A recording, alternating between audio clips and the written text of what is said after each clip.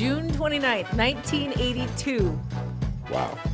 40 years ago. 40 years. I can't believe I can say that and remember it. James Worthy is the kind of player that would really fit in with our ball club. I think if you've had a chance to watch him play, he's kind of a system-orientated player, a player that has great agility, and we feel he can play two positions, so we're delighted. You were selected #1 overall by the Los Angeles Lakers. The last time the Lakers had a #1 overall pick, and it was you. What do you remember about draft day?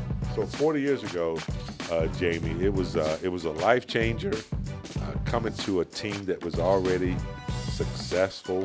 They didn't really need me, but it was a blessing in disguise. I didn't even go to the draft.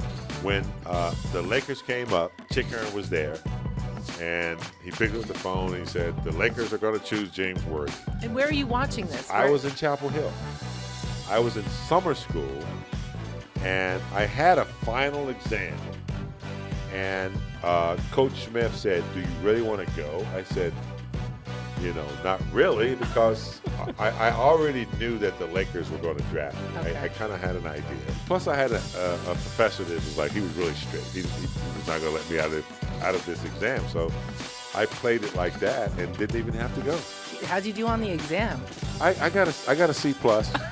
Did you really? Do you remember? What class was it? It was a sociology class. And I didn't study at all. In fact, after I declared that I was going pro, I was pretty much done. But I passed. You fly across the country, and not only are you on an opposite coast now, you never lived outside of North Carolina. No. Now you're living not just on the opposite side of the country, but it's like an opposite lifestyle. How shocking was that to land in LA? Like, what do you remember about your first step in Los Angeles? Jamie, that was the biggest and toughest adjustment for me, because I had never been exposed to anything. Coming from a town of about 35,000 people, that's when I started to grow. I say my life didn't really start to grow and begin until I came here to Los Angeles. Yeah, I think I'll have to definitely adjust defensively because everybody there is good, and it's not like you have to pick one or two players off a team to try to stop.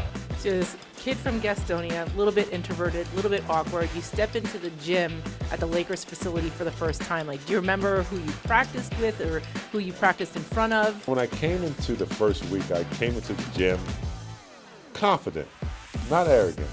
And I was looking around and I was like, there's Magic and there's Kareem and there's Jamal Wilkes and Norm Nixon, and then I spotted Kurt Rambis. I was like, I think I could get that spot. And I was a power forward in college, and I said, Kurt is not that good. Within 20 minutes, Kurt Rambis showed me what a real power forward was in the NBA. He beat my ass down. And I said, I don't want any of that. I sat on the bench for a couple years, but it was tough making that adjustment. Being, the #1 draft pick, you usually go to the worst team. Right. Which at that time, they didn't have the lottery. It was a coin toss between the Lakers and the Clippers. And the Clippers, were the worst record, but the Lakers actually had the draft pick. That's how I became a Laker.